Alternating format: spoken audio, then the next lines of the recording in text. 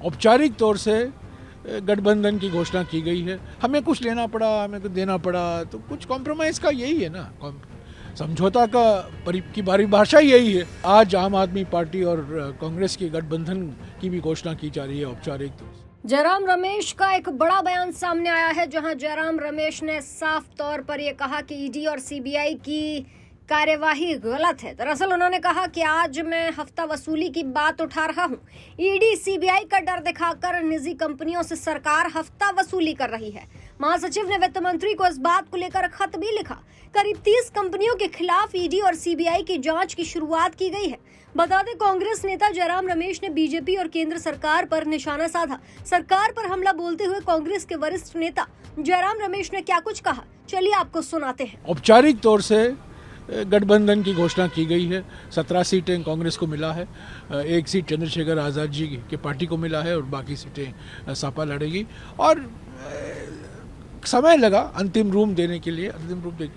हमें कुछ लेना पड़ा, हमें कुछ देना पड़ा, तो कुछ कॉम्प्रोमाइज़ का यही है ना, समझौता की परिभाषा यही है कि कुछ देते हैं और हम कुछ लेते हैं, तो ठीक है। तो और आज आम आदमी पार्टी और कांग्रेस के गठबंधन की भी घोषणा की जा रही है औपचारिक तौर से।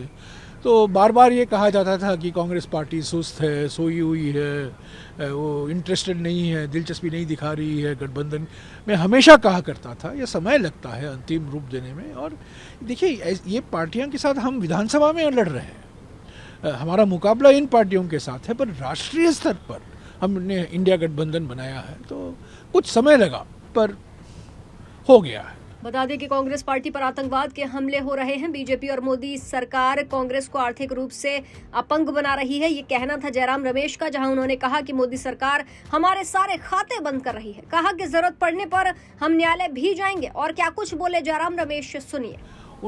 कांग्रेस पार्टी ने उनको पहली बार सांसद बनाया था।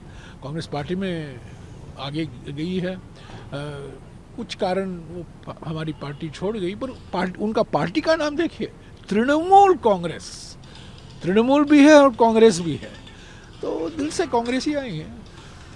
सर, क्या माना जाए, आपने एक बड़े फॉर्मूले जो थे, जो अलायंस का था, उसको पूरी तरीके से आप पटरी पर ले आए हैं। अब आगे और क्या रहने वाला है, आप लोगों को किस तरीके से आप देखते हैं? अब जो यात्रा को भी आपकी धार मिलेगी और आगे आगे जैसे जैसे आप बढ़ेंगे, आपके चुनाव प्रचार को, अपनी जो एक कह रहे हैं कि हम बैटल ऑफ लोकसभा, देखिए, हमारी उम्मीदों के मुताबिक पलटी कुमार को छोड़कर और आखिरी वक्त पर आरएलडी भी एनडीए में शामिल हो गए। वो कई कारण थे उनके, पर इन 2 पार्टियों को छोड़कर सभी 26 पार्टियां इंडिया गठबंधन में हैं, तो इंडिया गठबंधन मजबूत है। बता दें कि कांग्रेस नेता ने ईडी और सीबीआई की कार्रवाई को लेकर भी निशाना साधा। कहा कि आज मैं हफ्ता वसूली की बात कर रहा हूं, क्योंकि ईडी और सीबीआई का डर दिखाकर हफ्ता वसूली की जा रही है। कहा कि इसकी जानकारी इलेक्शन कमीशन की वेबसाइट पर भी है। इन 30 कंपनियों से 4 सालों में बीजेपी पार्टी को 335 करोड़ रुपए चंदा के तौर पर मिले। इन कंपनियों ने कुछ गड़बड़ी की है, तो इन कंपनियों के खिलाफ कार्रवाई होनी चाहिए। जहां जयराम रमेश का यह कहना कि ईडी और सीबीआई वसूली कर रही है, चर्चाओं में है। ऐसी ताजा तमाम बड़ी अपडेट्स के लिए आप देखते रहें पंजाब केसरी.com और चैनल को सब्सक्राइब करना मत भूलिएगा।